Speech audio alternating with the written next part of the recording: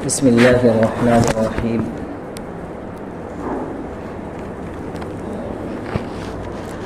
الحمد لله وكفى وسلام على عباده الذين اصطفى. أما بعد فأعوذ بالله من الشيطان الرجيم. بسم الله الرحمن الرحيم. يا أيها الذين آمنوا قوا أنفسكم وأهليكم نارا وقودها الناس والحجارة. صدق الله العظيم وصدق رسوله النبي الكريم، ونحن على ذلك لمن الشاهدين والشاكرين، والحمد لله رب العالمين. قال رسول الله صلى الله عليه وسلم: كلكم راع وكلكم مسؤول عن رعيته، او كما قال عليه الصلاة والسلام. میں نے قرآن کریم کی آیت پڑھی ہے، یا ایھا الذین آمنوا قوا انفسکم، اے ایمان والو اپنے آپ کو بچاؤ اور اپنے اہل و عیال کو بچاؤ، اپنے رشتہ داروں کو بچاؤ. کس سے؟ جہنم کی آگ سے، جس کا ایندھن انسان اور جنات ہے. وقودها الناس والحجارہ، کہ اس آگ کا ایندھن انسان اور پتھر ہے.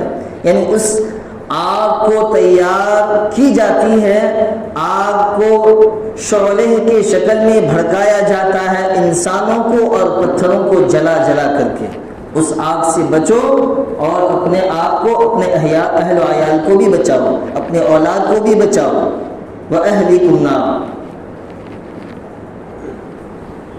گزشتہ جمعے اور اس سے پہلے اس موضوع پر بات شروع ہوئی تھی کہ والدین پر اولاد کے سلسلے میں کیا ذمہ داری عائد ہوتی ہے، والدین پر اولاد کے کیا حقوق. بعض لوگ شکایت کرتے ہیں کہ میرے بچے میری بات نہیں سنتے، میرا ادب احترام نہیں کرتے. والدین شکایت کرتے ہیں اپنے بچوں کے بارے میں، میری اولاد ماں باپ کے ادب اور احترام کا خیال نہیں کرتے. کیا وجہ ہے کہ میری اولاد بکھرتے جا رہی ہے، میری اولاد راستے سے بھٹکتے جا رہی ہے؟ کیا وجہ ہے کہ میری اولاد اپنے باپ کی بات نہیں سنتی؟ وہ باپ کچھ بات کہے تو اس بات کو کاٹ کر کے وہ اپنے باپ کے راستے سے نکل جاتا ہے. اس طرح کی شکایتیں آتی ہیں.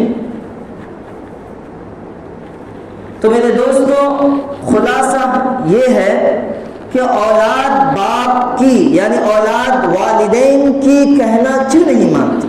ہمیں سمجھنا یہ ہے. آج کے اس جمعے کے بیان کا خلاصہ یہ ہے کہ اولاد اپنے ماں باپ کے کہاؤ نہیں مانتی. کیوں؟ اولاد ماں باپ کی بات نہیں سنتی. کیوں؟ وجہ اس کی یہ ہے کہ والدین کی طرف سے غلطی اور خامی اور کمی رہی ہے.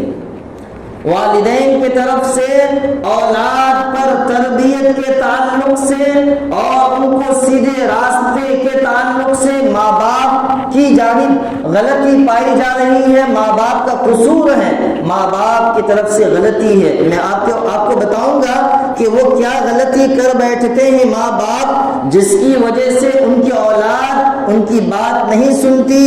وجہ یہ ہے کہ آج کے زمانے میں، آج کے وقت میں اولاد کا راہ راست سے بھٹک جانا، اولاد کا سیدھے راستے سے منہ موڑ لینا، دین، اسلام، قرآن، ایمان اور ادب احترام، ماں باپ سے تعلقات، رشتہ داروں سے تعلقات، ان تمام چیزوں کو توڑ کر کے الگ راستہ اختیار کر لینا، اس کی ذمہ داری ماں باپ پر تھی. ماں باپ نے اولاد کی اچھی تربیت نہیں کی، ماں باپ نے اولاد کو وہ راستہ نہیں دکھایا. ماں باپ کے اوپر جو ذمہ داری تھی، جو حقوق تھے، جو حقوق اولاد کے لیے پورے کرنے چاہیے تھے، جو ذمہ داری پوری کرنی چاہیے تھی، وہ ماں باپ نہیں کر رہی ہے، جس کی وجہ سے اولاد سیدھے راستے سے بھٹک جا رہی ہے. اگر ماں باپ اولاد کے احساسات کا خیال نہیں کرتے، ماں باپ اولاد کے جذبات کا خیال نہیں کرتے، تو وہ اولاد ماں باپ کے جذبے کا کیسے خیال کرے گی؟ ظاہر سی بات ہے، جو ماں باپ والدین اپنے اولاد کے حقوق کو پورا نہیں کرتے تو وہ بچے ماں باپ کے حقوق کو کیسا پورا کریں گے؟ اگر آپ شکایت کریں گے کہ میرا بچہ میرا حقوق ادا نہیں کرتا، میری ذمہ داری پورا نہیں کرتا، تو کیسے شکایت؟ یہ شکایت کیسے شکایت جبکہ آپ نے خود اپنے بچوں کے حقوق پورا نہیں کیے ہیں؟ جو ذمہ داری آپ پر تھی اللہ کی طرف سے، جو ذمہ داری عائد ہوئی تھی، آپ نے خود ان حقوق کو اپنے بچوں کے اوپر پورا نہیں کیے، تو آپ بچوں کی طرف سے ذمہ داری پورا کرنے کی کہاں کی سوچ؟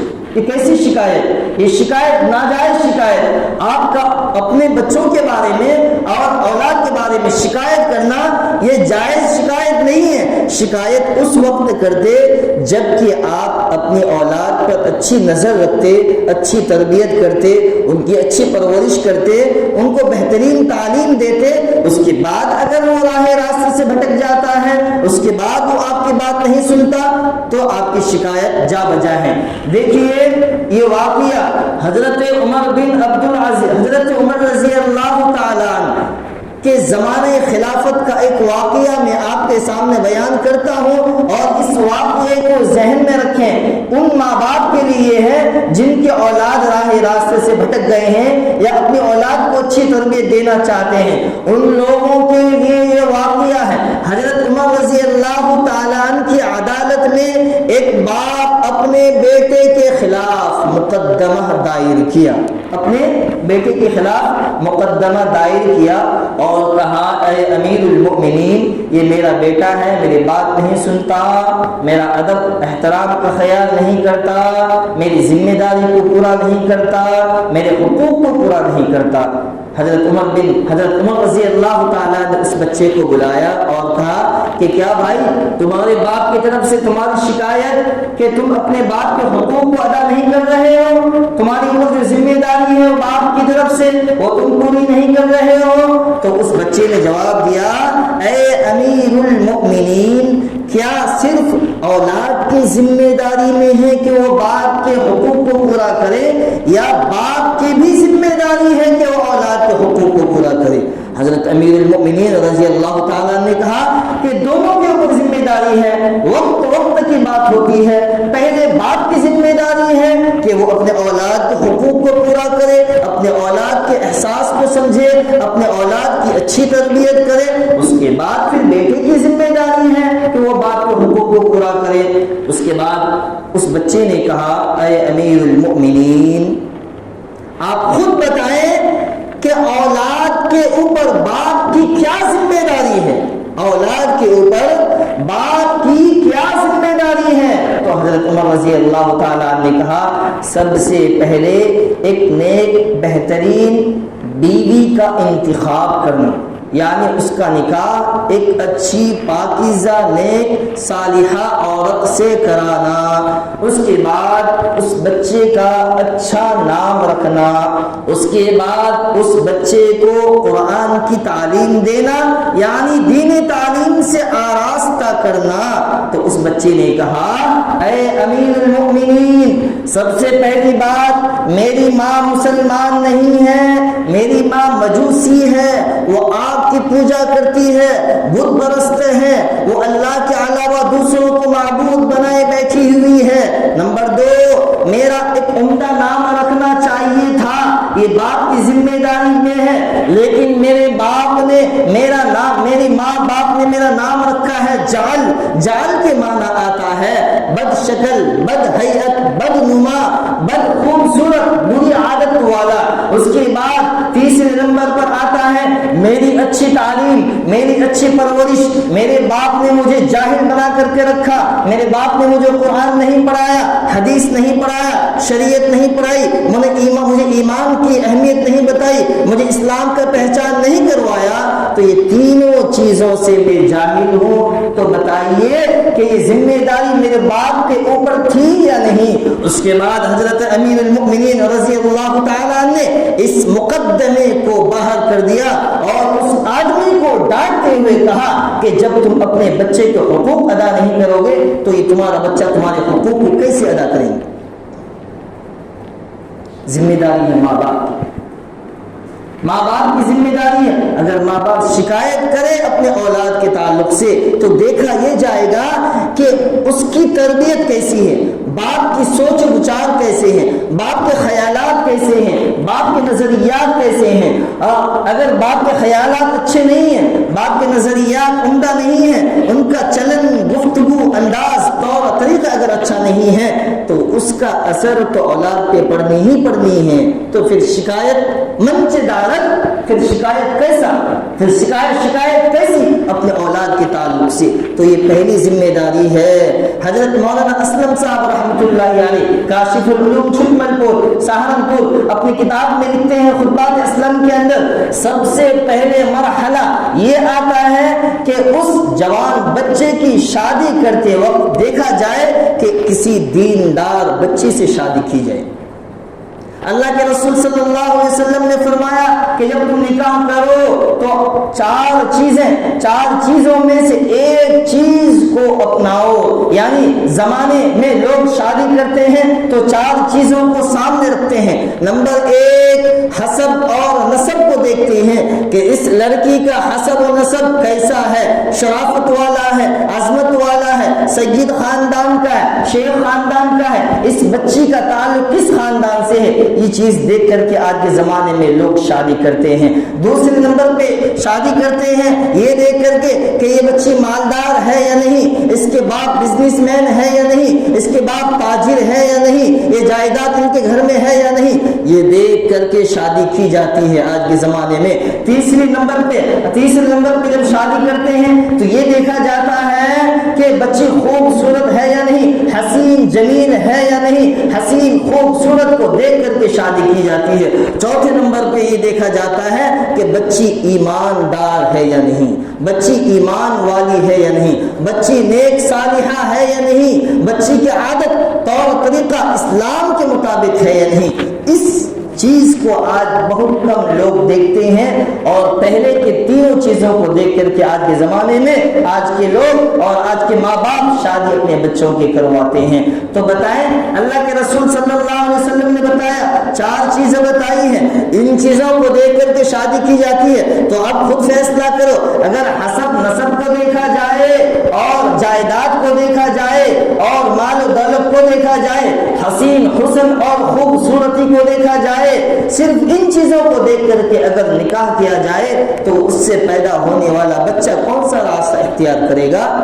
جبکہ آپ نے چوتھی چیز کو چھوڑ دی ہے، جبکہ اللہ کے رسول صلی اللہ علیہ وسلم نے فرمایا یہ دیکھ کر کے شادی کرنی چاہیے کہ بچی ایماندار ہے یا نہیں، بچی صالحہ ہے یا نہیں، بچی نیک ہے یا نہیں، بچی کے عادات، اخلاق، طور طریقہ، رہن سہن، زندگی کی ہر اونچ نیچ اسلام قرآن حدیث کے مطابق ہے یا نہیں۔ اگر ہے تو فوراً آپ اس رشتے کو قبول کر لیں اور فوراً اس رشتے کو جو ہے ہاں کے لیے جواب دے دیں۔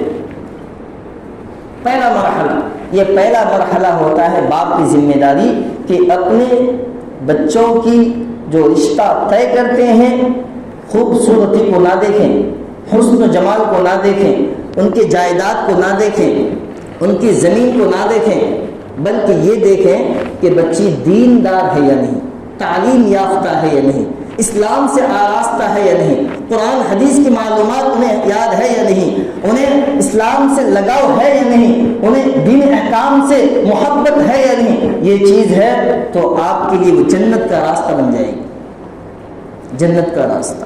ایک یہ مرحلہ آتا ہے، اس کے بعد آگے چل کر کے ایک مرحلہ یہ آتا ہے، اور سے سنیں، شاید کبھی سنے ہو یا نہ سنیں، کہ جب میاں بیوی کا آپس میں ملاقات ہو تو یہ ملاقات صرف لذت کو پورا کرنے کے لیے نہ ہو، میاں بیوی کی ملاقات صرف خواہش کو پورا کرنے کے لیے نہ ہو، بلکہ یہ ایک عبادت ہے۔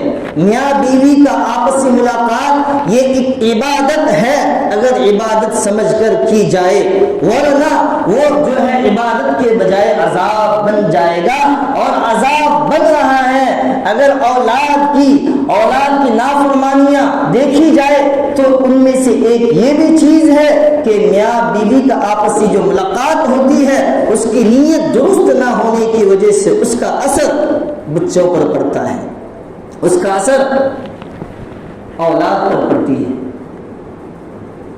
یہ ایک عبادت ہے۔ شریعت ہر مسئلے کو بیان کرتی ہے، شریعت ہر مسائل، موت سے لے کر کے موت کے بعد تک اور پیدائش سے لے کر کے موت، ہر ایک چیز کو بیان کرتی ہے اور کر رہی ہے۔ ہر ایک مسائل واضح ہیں، یہاں تک کہ ہر چیز کو اللہ تبارک تعالیٰ نے عبادت کہا ہے اگر اس کو عبادت سمجھ کر کی جائے۔ ہم بیت الخلا جاتے ہیں، باتھ روم جاتے ہیں اپنی صفائی کے لیے، اپنی صفائی اور غلاظت کو صاف کرنے کے لیے، لیکن اگر دعا پڑھ کر کے جائیں اور دعا پڑھ کر کے نکلیں تو اس میں بھی آپ کو ثواب ملے گا۔ ہم کھانا کھاتے ہیں پیٹ بھرنے کے لیے، اپنے جسم جثہ کو تازہ بنانے کے لیے، لیکن اگر دعا پڑھ کر کے کھائیں گے تو اس میں بھی آپ کو ثواب ملے گا۔ اسی طریقے سے اگر آپ کی میاں بیوی کی ملاقات ہو، اس میں بھی دعا پڑھی جائے، بسم اللہ اللہم جنبنا الشیطان وجنب الشیطان، اے اللہ ہمیں اور ہمارے اس بچے کو شیطان کے سوچ اور شیطان کی فکر سے بچا لینا۔ تو اللہ تبارک تعالیٰ کی ذات سے امید ہے کہ آپ کی اولاد، اس سے ہونے والے پیدا ہونے والی اولاد، وہ شیطان کے ہر عمل سے محفوظ رہے، شیطان کے ہر عمل سے محفوظ رہے گا۔ اس لیے انسان کو سوچنا چاہیے۔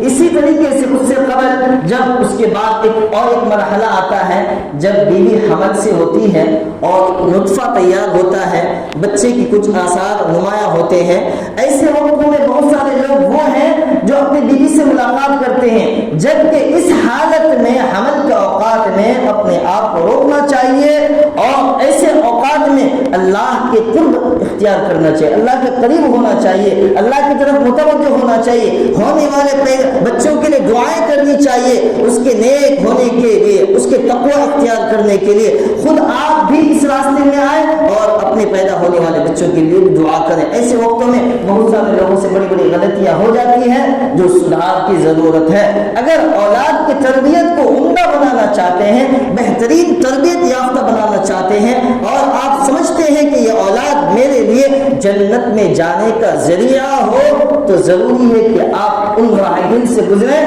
اور ہر ایک مرحلے کو اسلام کے مطابق عمل کرتے ہوئے آئیں۔ یہ دوسرا مرحلہ۔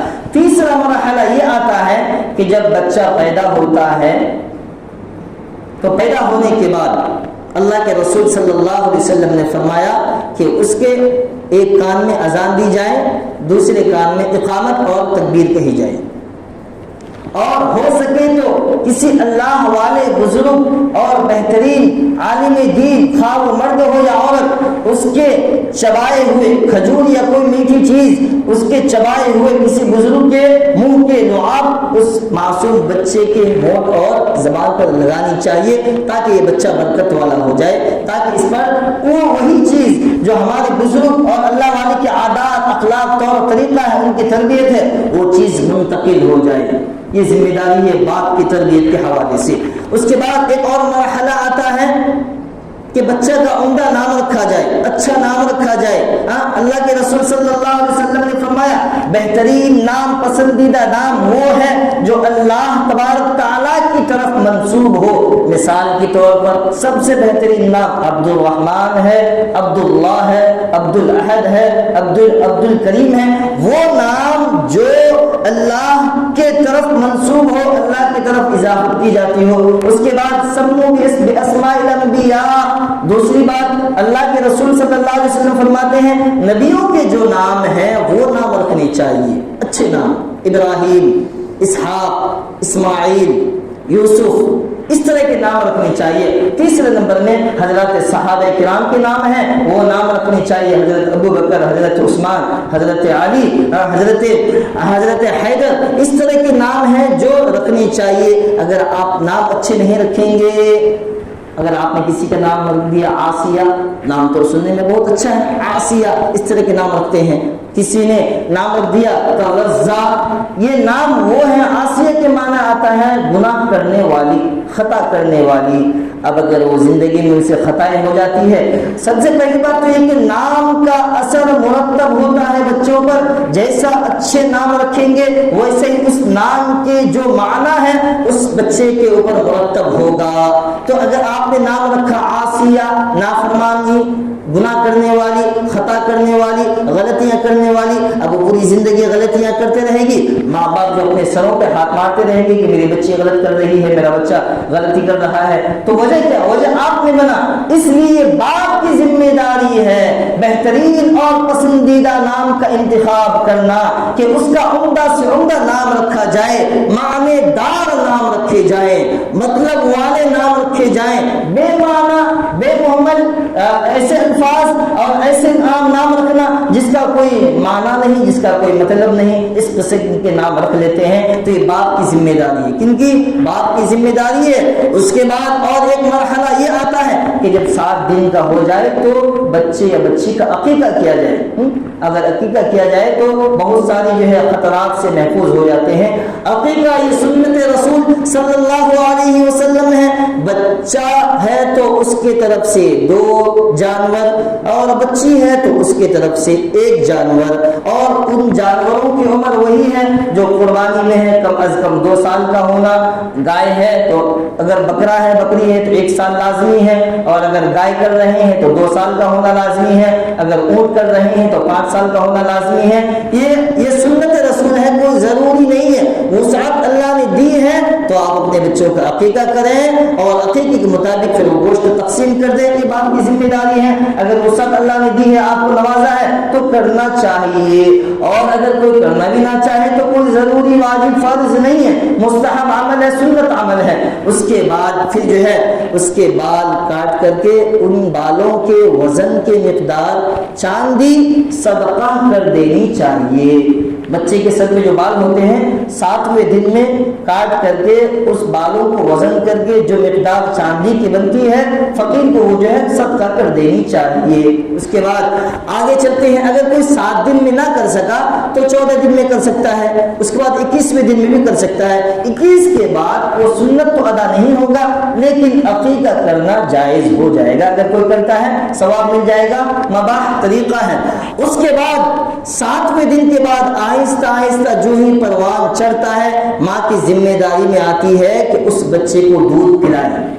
اس بچے کو دودھ پلائیں. سب سے بڑا مسئلہ آج کے زمانے میں یہ ہے کہ بیویاں، خاتون کچھ وہ ہوتی ہیں، لڑکیاں جو اپنے اولاد کو دودھ پلانے سے قرب محسوس کرتی ہے کہ میں دودھ پلاؤں گی تو میرا چہرہ خراب ہو جائے گا، میرا حسن جمال چلا جائے گا، میری جوانی خود بخود ختم ہو جائے گی. یہ سوچ بچار آج کے زمانے میں پائی جا رہی ہے اور بہت ساری اس قسم کی شکایتیں شوہروں کی طرف سے آ رہی ہے کہ میری بیوی اپنے بچے کو دودھ پلانے سے نخرے بازی کر رہی ہے. حالانکہ انہیں معلوم ہونا چاہیے کہ اس کے چھاتی میں جو دودھ ہے وہ دودھ نہیں بلکہ وہ خون ہے. اس بچے کے رونے کی وجہ سے اللہ تبارک تعالیٰ اس خون کو دودھ میں تبدیل کر دیتا ہے. یہ اللہ کی ذات ہے لیکن سمجھتی ہے. حالانکہ آج کے ڈاکٹروں کی رپورٹ یہاں تک آئی ہے جو خاتون اپنے بچوں کو دودھ نہیں پلاتی تو خدشہ ہے کہ اس کے چھاتی میں کینسر پیدا ہو جائے، بیماریاں ہو جائیں مختلف قسم کے. بچہ جو جوان ہوتا ہے، بچہ جو بڑھتا ہے، سب سے بہترین غذا اور عمدہ وہ ماں کی دودھ ہے. وہ دودھ ہی کے سہارے بچے پروان چڑھتا ہے اور اس دودھ کے ہی ذریعے اگر وہ بچی خاتون نیک ہے، صالحہ ہے، تقوی والی ہے، نمازی ہے تو اس دودھ کے ذریعے بچے کے اندر وہ ساری چیزیں منتقل ہوتی ہیں.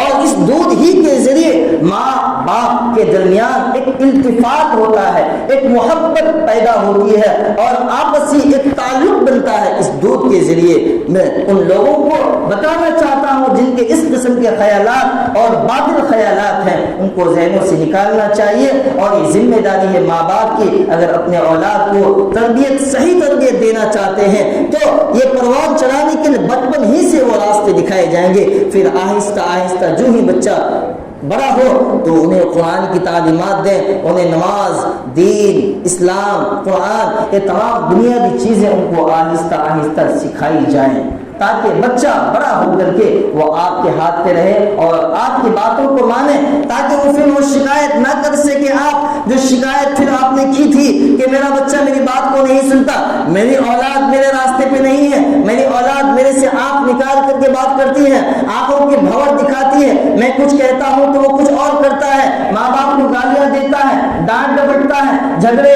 خون، فساد ریزی وغیرہ وغیرہ بہت ساری چیزیں وہ پیدا ہونے لگتے ہیں۔ تو وجہ وہ بچے نہیں ہیں، وجہ ماں اور باپ ہے، کیونکہ آپ نے انہیں بچپن میں تعلیم نہیں دی ہے، بچپن میں آپ نے انہیں قرآن نہیں سکھایا ہے، بچپن میں آپ نے انہیں ایمان کی مضبوطی کے لیے آپ نے کچھ سیکھی، کچھ باتیں بتائی نہیں ہے، جس کی وجہ سے وہ بچہ راہ راستے سے بھٹک گیا۔ واقعہ بہت سارے ہیں، واقعہ بہت سارے ہیں، ماں باپ پر ذمہ داری ہے۔ اگر اولاد کی صحیح راستے کے لیے، اولاد کی سیدھا پن کے لیے اگر ماں باپ کی صحیح تربیت ہو، ماں باپ کی اچھی نظر ہو، تو وہ اگر چاہے تو اگر کوئی نہ چاہے تو اگر کوئی نہ چاہے کہ میں بھی وہی کروں اور میرے اولاد بھی وہی کرے تو پھر اس کا کوئی علاج نہیں ہے۔ اگر کوئی چاہے اپنے اولاد کو تربیت یافتہ بنانا تو اس کے ذریعے لاحق اس کے لیے ذمہ داری ہے کہ وہ وہی چیز سکھائیں جو قرآن اور احکام تعلیمات ہمیں کہتا ہے۔ من چاہی زندگی، اولاد کی تربیت کیا ہے؟ اولاد کی تربیت صرف اتنا ہے، دو لفظ ہے، من چاہی زندگی کو چھوڑ کر کے رب چاہی زندگی پر ان کو لے کر آ جانا، دنیا کی محبت ان کے دل سے نکال دینا، یا یہ کہ دنیا کے ذریعے اپنی آخرت کے لیے توشہ اختیار کر لینا، انہیں بتانا کہ دنیا کی محبت کم اور آخرت کی محبت زیادہ۔ یہ چیزیں ہیں جو ذمہ داری ماں باپ کے اوپر بنتے ہیں۔